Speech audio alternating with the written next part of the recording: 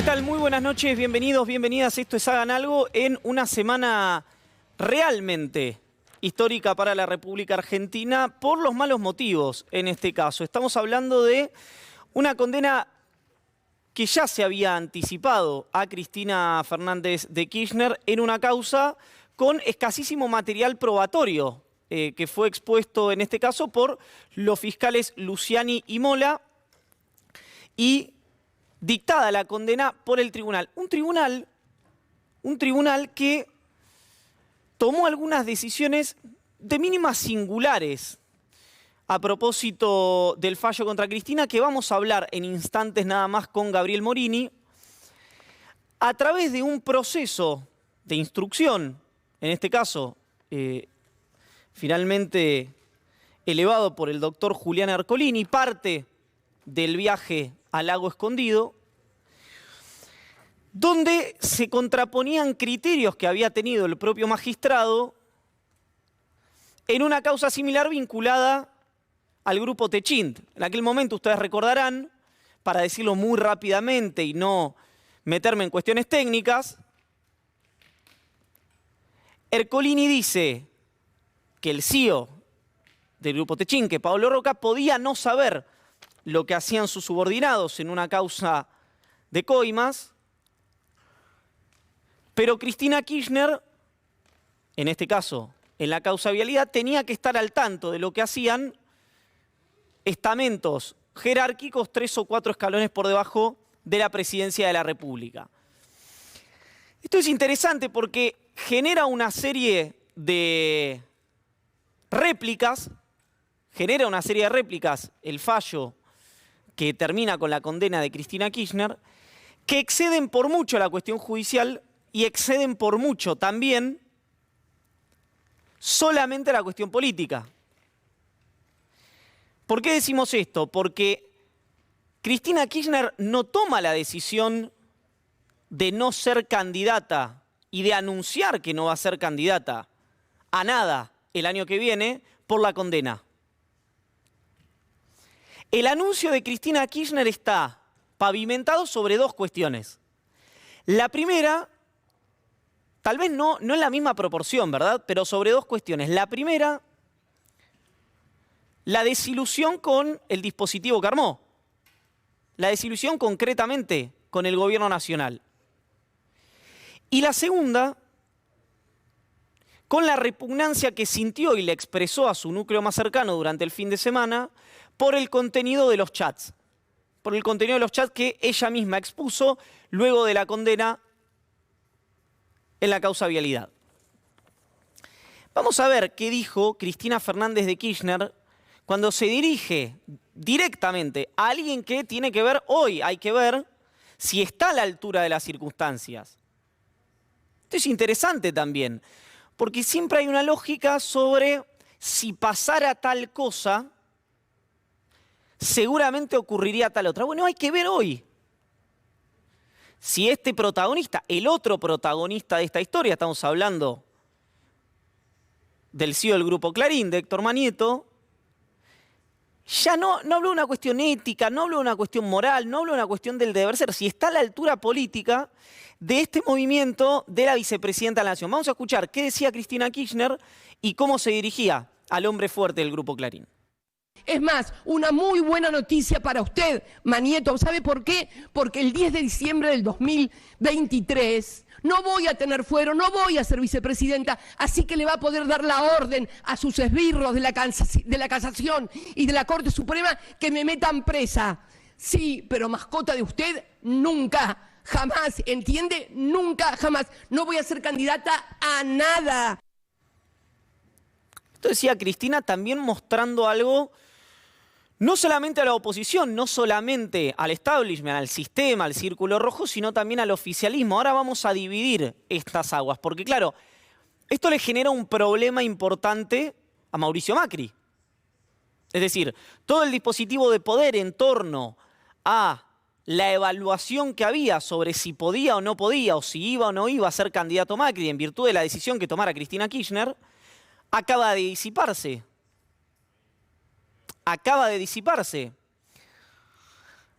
Y acá se impone una pregunta. Entonces, todo ese dispositivo de poder, empresarios, jueces, sindicalistas, fondos de inversión, dirigentes políticos, que aseguraban que la única posibilidad de que Macri no fuera candidato o que pudieran determinar que Macri no era candidato era si Cristina anunciaba que no iba a ser candidata. ¿Y cuál era la respuesta inmediata? Bueno, eso no va a ocurrir hasta la última curva. Hoy tienen que demostrar, ya no solamente la política o el radicalismo que entra siempre en una situación casi de varieté, de opereta en términos teatrales, de burla en su relación con el PRO, sino también el propio establishment, el propio sistema. Es decir, hoy AEA o el Foro de Convergencia tienen el poder para decirle a Mauricio Macri que no sea candidato en virtud de lo que acaba de anunciar Cristina, o son tigres de papel. Y quien termina mandando en todo ese dispositivo de poder es efectivamente el expresidente. Esta es una pregunta interesante que lo vamos a ver, obviamente, o probablemente, llegada a las elecciones del año que viene, pero también en lo que podamos leer en algunos medios de comunicación durante los próximos días, durante las próximas semanas.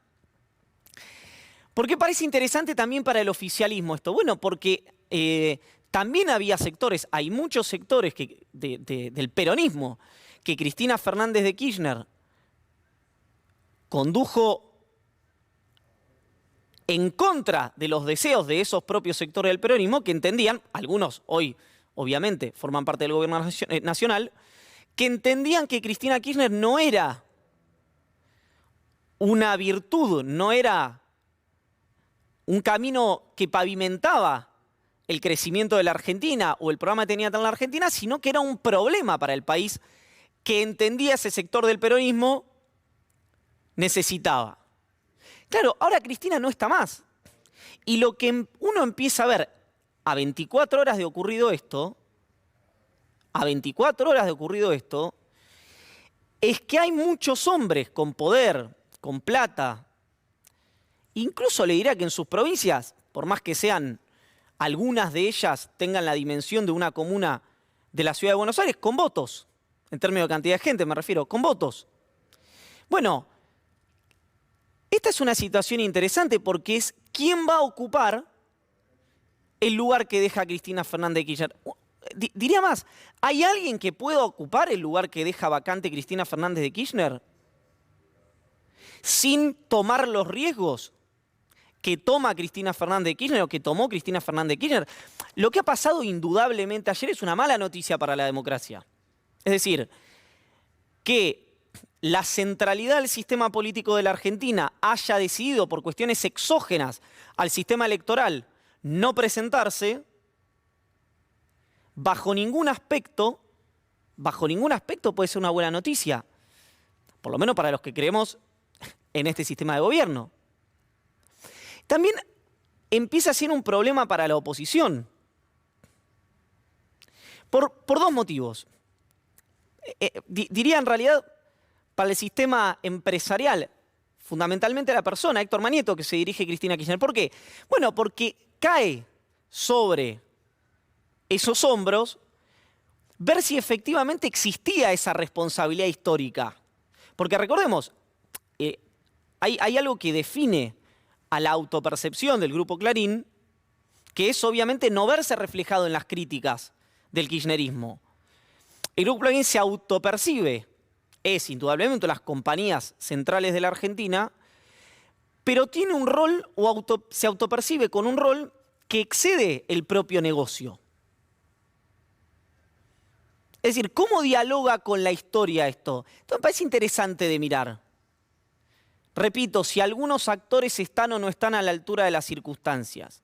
Pues yo lo escuchaba, por ejemplo, a Horacio Rodríguez Larreta, que decía que era impunidad o justicia y terminó siendo justicia. Que hay que empezarse a preguntar, toda vez que Cristina está corrida y entonces el argumento de la corrupción no lo centraliza, no lo hegemoniza el kirchnerismo, bueno, hay que empezar a mirar el financiamiento de otros espacios, ¿verdad? los dispositivos de recaudación de otros espacios. Incluso diría que es muy liberador en ese punto para el sistema político. Porque vamos, hay una serie de apellidos o de lugares simbólicos en el PRO, en este caso, que forman parte de un dispositivo de recaudación paralelo. Bueno, es interesante ver si eso se corta o se pone luz sobre alguno de esos apellidos que forman parte de ese dispositivo de recaudación paralelo para campañas, para ejercicios de la vida pública y de gestión.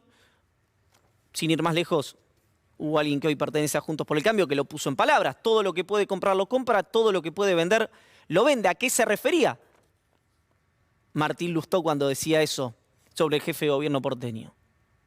Algo que también ocurrió en la provincia de Buenos Aires. Recordemos aquella pregunta que hacía Jorge Asís en el programa de Alejandro Fantino, que era ¿para qué usan y quiénes usan el helipuerto de la calle Montevideo? Empieza a liberarse un poco esa tensión que había, que se neteaba a cero la discusión sobre corrupción porque estaba Cristina Kirchner en la mesa. Es interesante empezar a hurgar sobre estos temas que ocurren luego del anuncio de Cristina Kirchner, que trae algo a la mesa la vicepresidenta de la Nación muy interesante.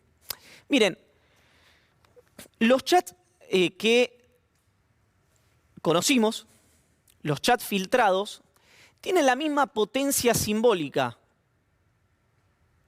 en favor de la versión permanente que planteaba el kirchnerismo que la que lo tuvo en contra de los bolsos de José López. ¿Por qué? Porque confirman de una manera grotesca lo que hasta este momento eran sospechas. Sospechas escondidas a la vista de todos, pero sospechas al fin. La declaración de mayor conspiración de cualquier dirigente kirchnerista se quedó corta frente a la realidad. Y no fue la primera vez, sí fue la más grotesca, pero hubo otra vez sobre una narrativa permanente que se instaló sobre la vicepresidenta, que era, usted recordará, en 2015, que iba a ser candidata para tener fuero, para no ir presa. Eso no pasó. Es importante recordar que Cristina Kirchner estuvo entre 2015 y 2017 sin fueros, una ciudadana común y corriente. Veamos lo que dijo Cristina Kirchner sobre Fabián Carlos Rodríguez Simón, Pepín, el arquitecto judicial del gobierno de Mauricio Macri, hoy prófugo en la República Oriental del Uruguay.